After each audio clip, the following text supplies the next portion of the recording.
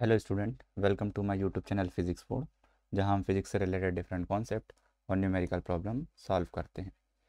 ये हमारी जो सीरीज़ का है चौथा वीडियो है, जिसके अंदर हम class 12 chapter 1 electric charge and field को डिस्कस कर रहे हैं। इसके प्रीवियस टॉपिक में हमने कूलॉम्स लॉ के बारे में डिस्कशन किया था, जो कि बेसिकली एक फोर्स लॉ था।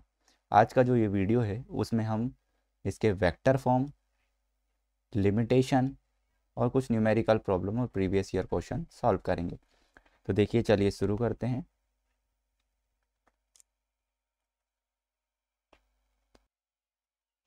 तो देखिए, हमने कूलॉम्स लॉ डिस्कशन कर लिया था जो प्रीवियस पार्ट में अपलोडेड है। आज हम इसका वेक्टर फॉर्म डिस्कस करेंगे।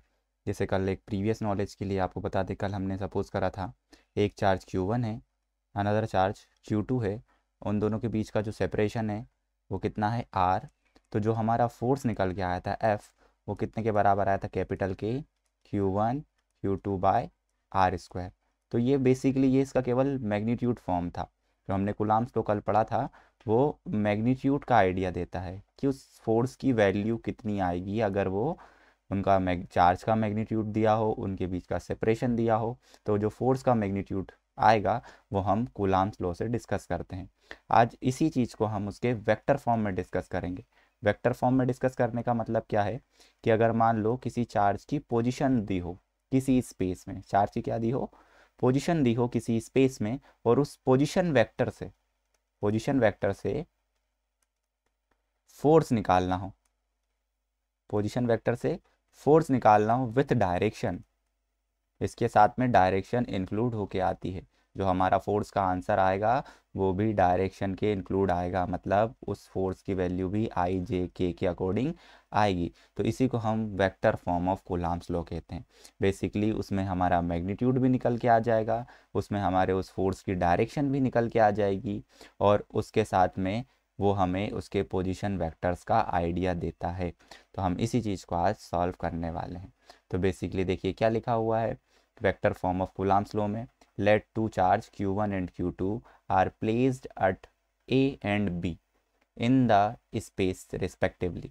The position vector of point A and B are R1 and R2 respectively. The force between them in terms of position vector। देखिए ये दिख रहा है यहाँ पर किसके टर्म में निकालना है हमें फोर्स, पोजीशन वेक्टर्स के टर्म में निकालना है। तो हमें इसमें ऐसा कुछ ज़्यादा कुछ नहीं करना होता, बस बेसिकली हम एक स्पेस बनाएंगे। स्पेस मतलब 3D कोऑर्डिनेट सिस्टम बनाएंगे, कार्टेशियन कोऑर्डिनेट सिस्टम हम जिसे बोलते हैं। इस डायरेक्शन को हम x सपोज करते हैं, ये जो डायरेक्शन है वो y है, और ये जो ऊपर तरफ डायरेक्शन जा रही है वो z है। अब इसी को थोड़ा और आगे कैलकुलेट करेंगे तो सपोज करते हैं कि एक चार्ज इस ओरिजिन से इस पर्टिकुलर पॉइंट पर रखा हुआ है, जिसका पोजीशन वेक्टर क्या है, R1। पोजीशन वेक्टर आप लोग जानते होंगे, 11th क्लास में पढ़ा है। The distance between that point from the origin, या फिर हम इसको ओरिजिन को रेफरेंस पॉइंट भी बोल देते हैं, जहाँ से हम ऑब्जर्वेशन कर रहे होते हैं। तो इस रेफरेंस पॉइंट से उस पर्टिकुलर पॉइंट का जो डिस्टेंस होता है उसी को हम पोजीशन वेक्टर कहते हैं। वो डिस्टेंस नहीं, बेसिकली हम डिस्प्लेसमेंट कंसिडर करेंगे, क्योंकि मिनिमम डिस्टेंस होना चाहिए। सपोज यहाँ पर कोई Q2 चार्ज रखा है और इसका जो पोजीशन वेक्टर है R2 है। अब देखिए इसमें इंपॉर्टेंट बात ये है कि ये भी प्लस मैग्नीट्यूड के साथ है, ये भी प्लस मैग्नीट्यूड के साथ है। तो कल एक वर्ड पढ़ाया था कि like charges ripple H other, तो ये एक दूसरे के साथ रिपल करेंगे। तो बेसिकली अब इन दोनों के बीच का अगर हम सेपरेशन देखें तो सेपरेशन क्या होगा, ये रहा, ये जो डॉट डॉट लाइन है ये क्या है, इसकी सेपरेशन। हम फाइंड करना चाह रहे हैं Q2 पे फोर्स।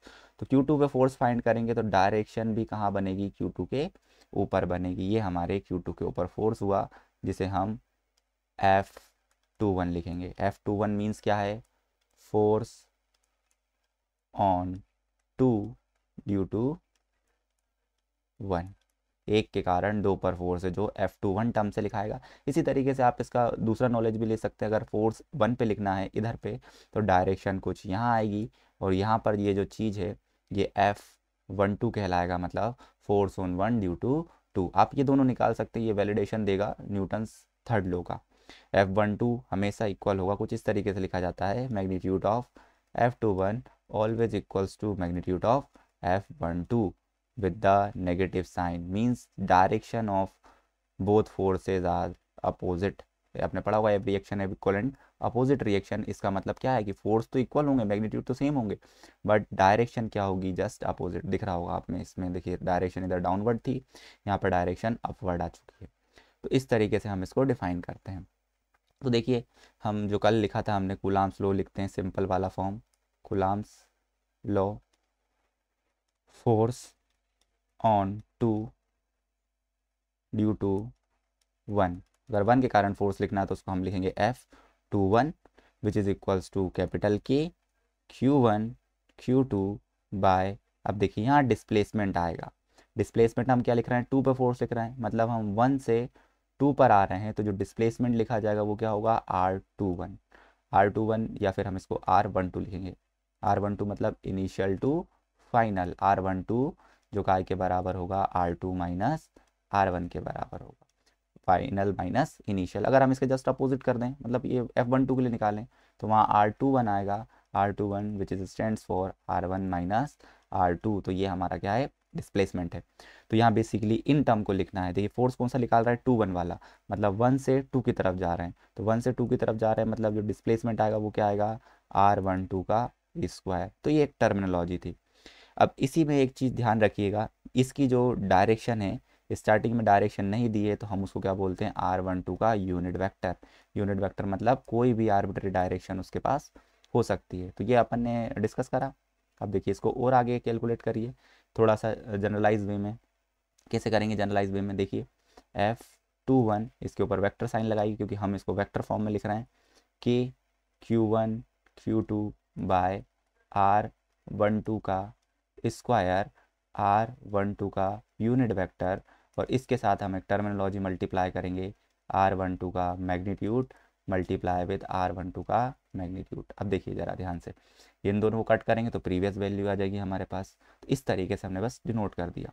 तो F21 which is equals to K Q1 Q2 upon R12 का स्क्वायर, स्क्वायर नहीं सॉरी क्यूब हो जाएगा, क्योंकि देखिए 2 पावर इधर है 1 पावर इधर है, तो ये क्यूब हो गया, और ये आ जाएगा R12 का वेक्टर। अब ये वेक्टर कैसे लिख दिया, 11th क्लास में एक प्रॉपर्टी पढ़ी थी कि R vector is equals to modulus of R into R cap, जो यूनिट वेक्टर के टर्म में हम डिफाइन करते हैं। तो यहाँ पर ये फोर्स जो है एक IJK के टर्म में निकल के आ जाएगा। R12 आप समझ रहे हैं क्या करना है, R2 माइनस R1 करना है। अगर R21 होगा तो R1 माइनस R2 कर देंगे।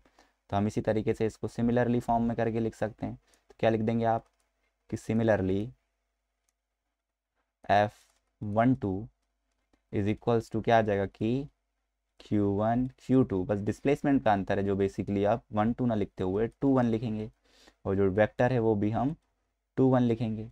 और यहाँ से आपको दिख रहा होगा, देखिए कि R12 is negative time of R21, ये हमें रिलेशन दिख रहा है। तो यहाँ से आप थर्ड लॉ को वैलिडेट कर सकते हैं। ये आ गया, F21 निकाल दिया और F12 निकाल दिया, ये दोनों फोर्स यहाँ से क्यूब आएगा, एक सेकेंड यहाँ क्यूब लिख दिया। ये देखिए दोनों फोर्स निकल के आ गए, दोनों का यूनिट जो है न्यूटन होगा, तो हम न्यूटन राइट कर देते हैं।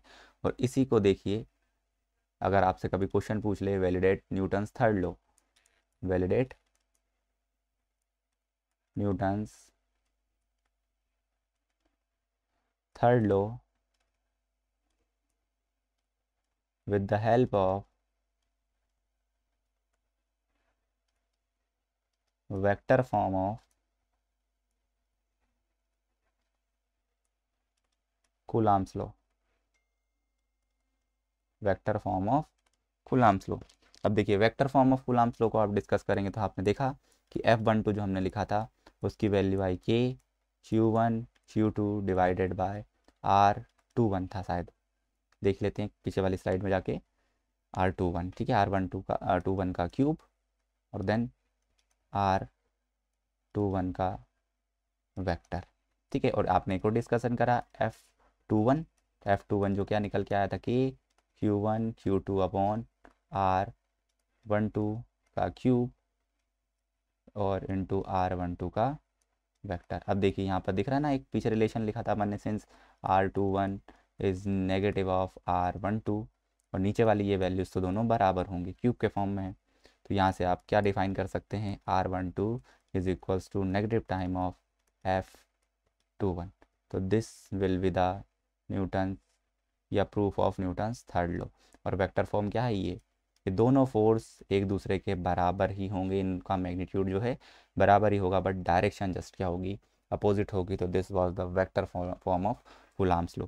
वही चीज़ याद रखना है, प्लस माइनस एक दूसरे को अट्रैक्ट करेंगे, और जिसके ऊपर फोर्स लगता है वहीं हम डायरेक्शन, जैसे अगर मान लीजिए यहाँ पर मैं लिखना चाह रहा था नेगेटिव पे फोर्स, तो डायरेक्शन कहाँ पे बनाऊंगा, मैं नेगेटिव पे बनाऊंगा। इसी तरीके से अगर मैं लिखना चाहता पॉजिटिव पे फोर्स, तो डायरेक्शन कहाँ पे बनाता, पॉजिटिव पे बनाता, जिसका स्टेटमेंट हमने बताया था। F01 लिखा है सपोज, तो F01 का मतलब क्या होगा, force on zero due to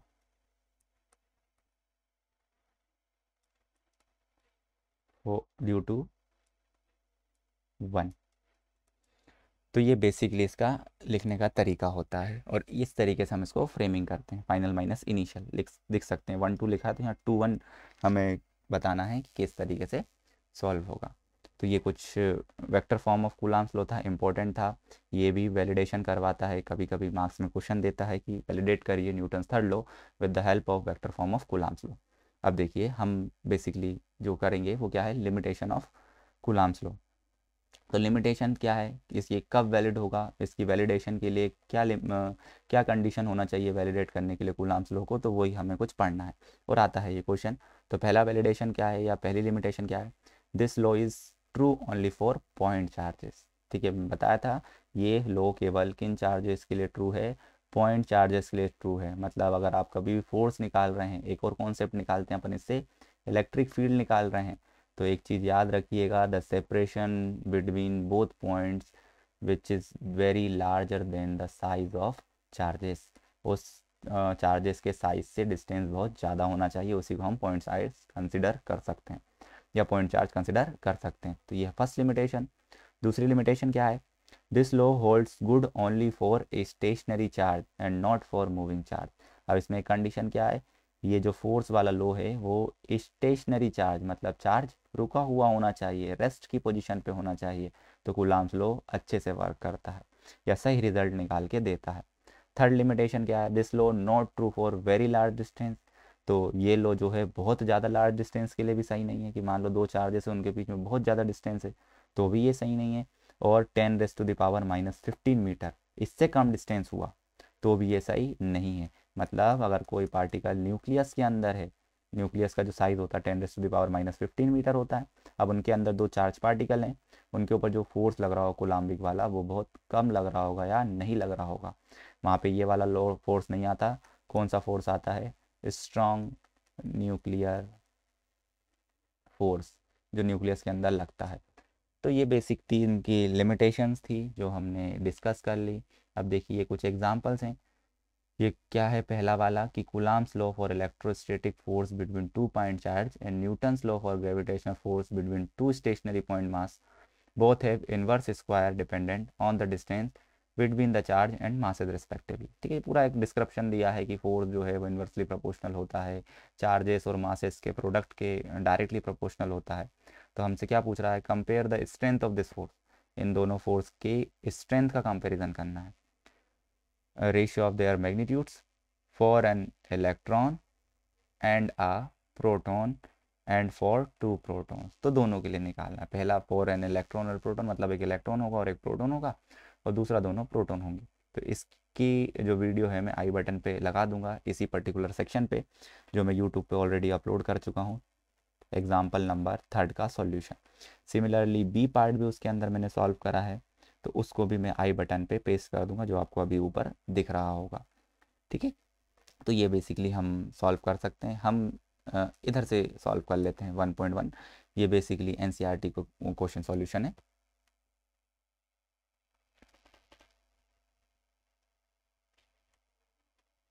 तो हम इस वाले क्वेश्चन को सॉल्व करते हैं। देखिए सिंपल क्वेश्चन है, कर सकते हैं आप लोग ये वाला, जब तक आप ट्राई कीजिए हम इसका सॉल्यूशन करते हैं। तो देखिए क्या दिया हुआ है, what is the force between two small charge sphere having charge this and this place 30 centimetre apart in air. तो क्या पूछ रहा है, फोर्स।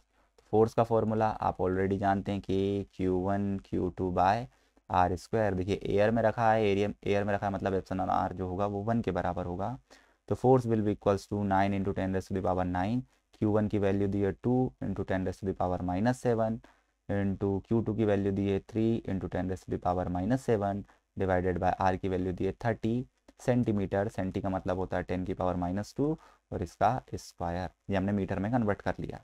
तो F is equals to 9 to the 18 3 ज़ा 54 इंटू 10⁻⁻, देखिए ये -14 हो गया और ये +9 है, तो क्या बचेगा माइनस का 5 डिवाइडेड बाय 30 मतलब 900 इंटू 10⁻⁻ आएगा -4, -4 से -5 कैंसिल तो -1 बचा। तो 54 इंटू 10⁻⁻1 डिवाइडेड बाय 9 इंटू 10⁻+2 लिख सकते हैं। 900 को क्या लिख सकते हैं, कुछ इस तरीके से लिख सकते हैं। तो 9 से इसको कैंसिल करेंगे तो कितना टाइम जाएगा, 9 6 ज़ा 54 इंटू 10⁻, देखिए +2 है यहाँ -1 है, ये नीचे से ऊपर जाएगी तो माइनस हो जाएगी और एडिशनल, तो -3 न्यूटन। इसको हम बोलेंगे F is equals to 6 millinewton. तो this will be the force between both spheres. तो ये एक क्वेश्चन का सॉल्यूशन है, नोट डाउन कर लीजिए इसको। नेक्स्ट क्वेश्चन को देखते हैं। देखिए क्या दिया है, द इलेक्ट्रोस्टैटिक फोर्स, एक मिनट में इसको वहाँ पे कर लेता हूँ नेक्स्ट स्लाइड पे।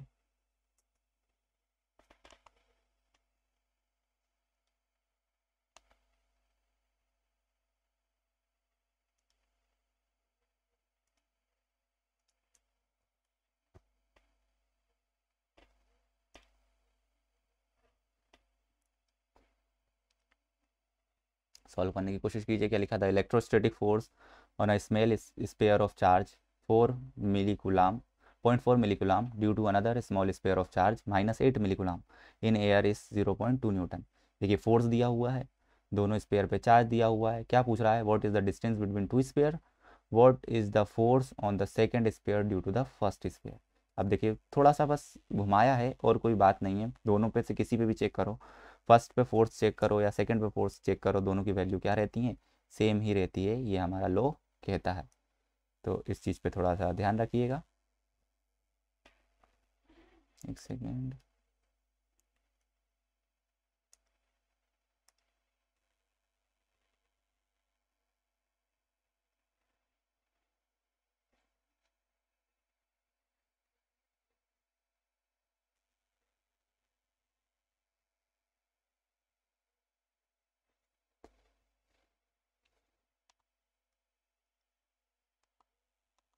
तो देखिए चलिए इसको सॉल्व करते हैं अपन। क्या कहना चाह रहा है ये क्वेश्चन, कि the electrostatic force small sphere, दो चार्जेस दिए हैं, तो देखिए दोनों की वैल्यू लिखते हैं हम। Q1 is equals to 0.4 milli coulomb, Q2 is equals to -0.8 milli coulomb. देखिए एक चार्ज प्लस है, दूसरा चार्ज माइनस है, मतलब जो नेचर ऑफ फोर्स होगा वो कैसा होगा, अट्रैक्टिव नेचर का होगा, क्योंकि दोनों चार्जेस हैं अनलाइक चार्जेस हैं। और फोर्स कितना हो रहा है एक दूसरे पे एप्लीकेबल, 0.2 न्यूटन। हमें क्या फाइंड करना है, एक पार्ट के हिसाब से उनके बीच का डिस्टेंस। तो F is equals to K Q1 Q2 by R square.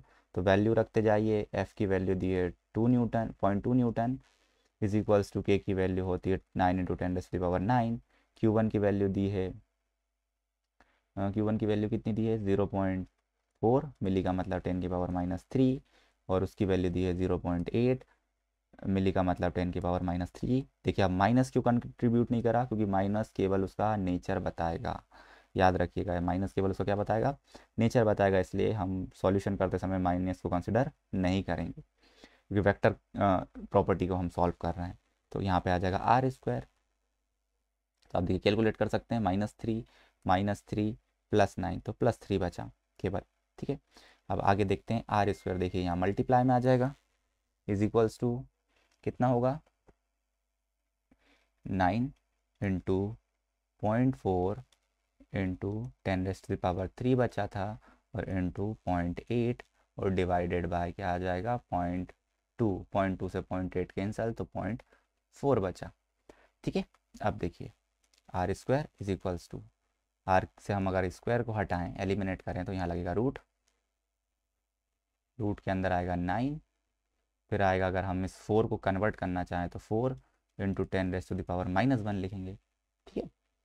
और इसी तरीके से अगर हम और कैलकुलेट करें तो पॉइंट ये जो कट करा है इसको भी 0.4 को अगर हम 4 लिखें तो ये भी क्या आएगा 10⁻⁻1, क्योंकि पॉइंट को हम राइट शिफ्ट कर रहे हैं, राइट शिफ्ट करते तो पावर माइनस आती है, इंटू 10⁻3, तो -1 और ये +3, तो r इज इक्वल्स टू 9 बाहर आएगा तो 3, 4 बाहर आएगा तो 2, ये दूसरा 4 बाहर आएगा तो 2, ये 10 और ये 10 तो इसको कैंसिल कर देगा तो केवल बचेगा √10।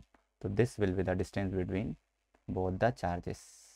और जो आप भले ही F21 लिखें या F12 लिखें, both are equal in magnitude, only direction are opposite of both charges या बोथ फोर्सेस। तो ये बेसिकली इसका सेकंड पार्ट का क्वेश्चन हुआ। इस वाले का सॉल्यूशन भी मैं आपको आई बटन पे दूंगा, थर्ड वाले क्वेश्चन का, कि चेक द रेशियो ऑफ, या आप इसके डायमेंशन का निकालने की कोशिश कीजिएगा, नहीं तो हम इसे नेक्स्ट पार्ट में सॉल्व करेंगे। 1 मिनट में पेस्ट कर लेता हूँ इसे वहाँ।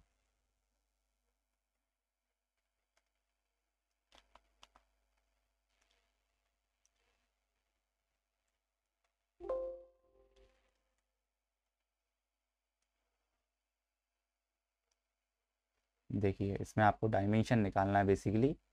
किसकी डायमेंशन निकालना, अगर आप थोड़ा ध्यान देंगे तो डायमेंशन आपको निकालना है KE² डिवाइडेड बाय GME/MP। मतलब इसकी डायमेंशन निकालना है, where K is electrostatic constant, E is charge of electron या proton, fundamental charge, G is gravitational constant, M is mass of electron, MP is mass of proton. तो इसकी आपको dimension निकालना है, और ये जो रेशियो है वो क्या सिग्निफाई कर रहा है उसकी वैल्यू भी आपको निकालना है। तो ट्राई कीजिएगा एक बार इसका डायमेंशन कैलकुलेट करके, डायमेंशन फार्मूला और इसकी यूनिट कैलकुलेट करके एक बार सॉल्व करने का ट्राई कीजिएगा कि आप किस प्रॉपर वे में इसको कैलकुलेट कर पा रहे हैं। इसका भी आई बटन पे सॉल्यूशन है, तो इस पर्टिकुलर का भी मैं एक आई बटन पे सॉल्यूशन दूंगा, जो अभी आपको ऊपर दिख रहा होगा। तो इसका सॉल्यूशन भी मैंने सॉल्व करा है, तो मैं आपको प्रोवाइड कर दूंगा। नेक्स्ट देखिए, प्रीवियस ईयर क्वेश्चन जो है इस पर्टिकुलर सेक्शन से पूछे गए हैं, वो ये इसी साल आया था 2025 में। 1 नंबर में क्वेश्चन है कि dielectric constant of air is कितना होता है। तो मैंने अभी हाल बताया था dielectric constant of air is 1। बहुत लंबी वैल्यू पर हम इक्वल्स टू 1 कंसिडर उसको कर सकते हैं। देखिए ये वाला क्वेश्चन आया, इसे अभी हाल हमने सॉल्व करा, एग्जाम्पल नंबर 1.1, जो एक्सरसाइज नंबर 1.1 जो कि 2021 में आया हुआ है। हमने इसका आंसर अभी पर पिछली लास्ट स्लाइड में ही निकाला था। Write down Coulomb's law of electricity. तो देखिए हमने ये लिख रखा है कूलम्ब्स लॉ का, कि फोर्स ऑफ अट्रैक्शन और repulsion directly proportional to product of their charges and inversely proportional to the square of separation between them. तो ये आपको लिखना है, जो हमने लास्ट स्लाइड में लास्ट पार्ट में कंसिडर करा था। अब नेक्स्ट इसमें देखिए क्या लिया, electrostatic force is given by, electrostatic force given किसने किया था, तो वो कूलाम थे। कूलाम ने इलेक्ट्रोस्टैटिक फोर्स का आइडिया दिया था। कूलाम्स लॉ का एक प्रिंसिपल है, और ये जो इलेक्ट्रोस्टैटिक फोर्स दिया था वो कूलाम ने दिया था। ये 2024 में 1 नंबर का क्वेश्चन पूछा गया था। और इसी वे में जब हम इलेक्ट्रिक फील्ड पढ़ेंगे तो एक इसको अलग तरीके से डिफाइन करेंगे, Q/E के फॉर्म में। बस ये एक इलेक्ट्रोस्टैटिक फोर्स होता है, कैसे आता है वो हम इलेक्ट्रिक फील्ड इंटेंसिटी निकालेंगे जब कैलकुलेट करेंगे। तो बेसिकली आज के वीडियो में इतना ही। अब आप इसको प्रॉपर वे में सॉल्व करते जाइए, नोट्स बनाते जाइए। जो भी मैं बोल रहा हूँ कि आई बटन पे मैंने एक्सरसाइज और एग्जांपल क्वेश्चन सॉल्व करवाए हैं, तो उसे आप वहाँ से सॉल्व करने का ट्राई कीजिएगा। नहीं आएगा तो आप कमेंट सेक्शन में मुझसे वो डाउट पूछ सकते हैं। तो thank you for watching the video and wait for next part, basically जो हमारा पार्ट नंबर 5 रहेगा, जिसके अंदर हम इसके आगे की बात या आगे के टॉपिक्स पे चर्चा करेंगे। तो thank you for watching the video.